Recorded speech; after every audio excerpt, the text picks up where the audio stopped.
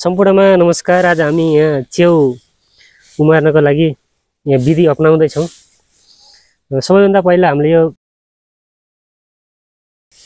त्यसपछि यो जुन लामो भागहरू रहेछ यसलाई फालेर अनि यसलाई भाँडोमा हामीसँग ठुलो भाँडा नभएको हुनाले यो सानो भाँडाहरूमा यसरी भिजाएर राखिएको छ। यसलाई करिब 2 घण्टा जति भिजाएर राख्नुपर्छ। त्यसपछि हाम्रो यहाँ यसलाई फेरि भाँडोमा 2 घण्टा जति यसको पानी पहिला फालेर यसको जुन यसमा भएका जुन ब्याक्टेरियाहरू यसलाई छर्लक्क निखारेर यसलाई राम्रोसँग पखालेर अनि त्यसपछि फेरि यसको पानीलाई तैरिसकेपछि फेरि अर्को भाँडोमा राखेर फेरि यसलाई उसमा पानीमा हामीले बोइल गर्नुपर्छ करिब 2 घण्टा जति। त्यसपछि 2 घण्टापछि बोइल गरेर निकालिसकेपछि त्यसलाई फेरि उगार्न के अरे पानी तैराइसकेपछि हल्का मनतातो जुन हातले जसरी हामीले यसरी हातले समाउन सक्ने तरिका भइसकेपछि हामीले प्लास्टिकमा राखेर त्यसलाई फेरि सानो जुन काँटीले त्यसलाई पुवाल पारेर प्लास्टिकमा ओसिलो ठाउँमा राख्नु पर्ने हुन्छ। अब यसमा हामीले के कसरी बनाइन्छ हजुरलाई हामीले अन्तिमसम्म देखाउनेछौँ।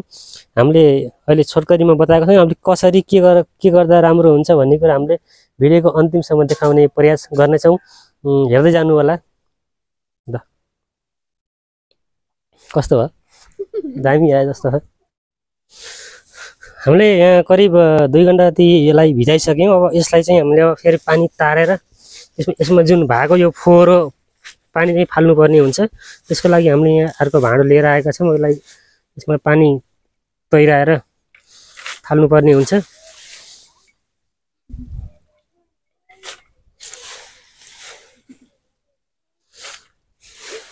यो यस्तो किन गरेको भन्दाखेरि चाहिँ यसमा जुन यो परालमा भएका जुन ब्याक्टेरियाहरू हुन्छन् जुन यसले गएर पछि च्याउ उमार्नमा समस्या ल्याउँछ भनेर हामीले यति विधि गरेका छौँ। अब यसलाई त्यो पानी तैरिसकेपछि त्यहाँबाट फेरि यसलाई हामीले बोइल गर्नुपर्ने हुन्छ।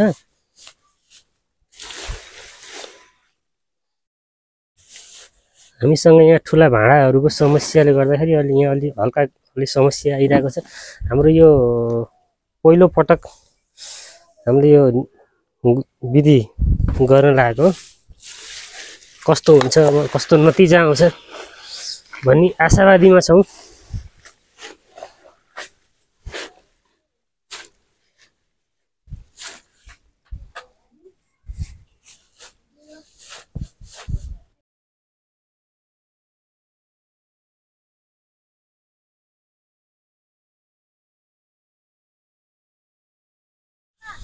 ल फाइनल्ली हाम्रो पराल चाहिँ रेडी भइसकेको छ। अब यहाँ यसलाई बोइल गरेर यहाँ हल्का यसलाई धेरै तातो गर्नु हल्का मन तातो बनाउनलाई फिजाएर राखेको छ।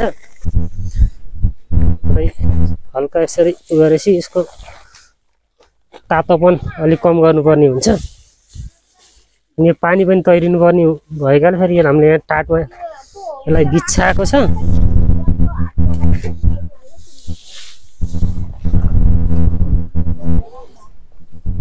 यस्तो भइहाल्यो।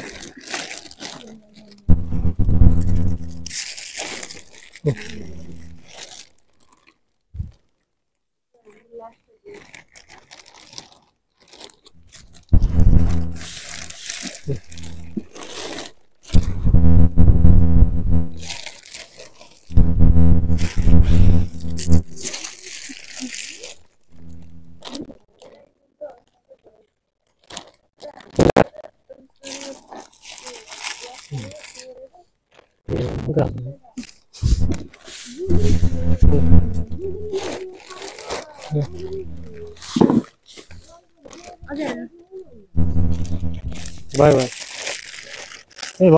बाहिर हालिदियो।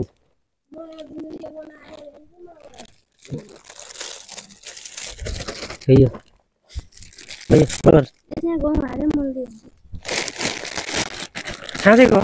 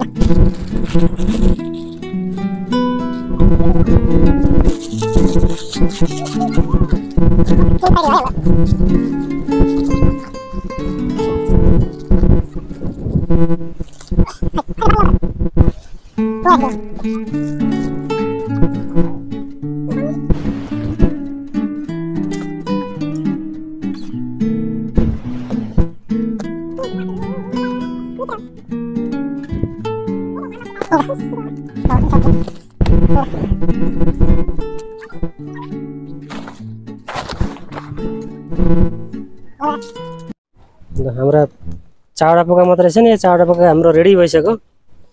अब टक्क राख्ने अवस्थामा यसलाई चाहिँ एकदम ओसिलो ठाउँमा अब राख्नुपर्छ। हाम्रो अनिसा बहिनीले चाहिँ अब पाल पार्दैछन्। यहाँ यता पनि पाल पर्दैछ।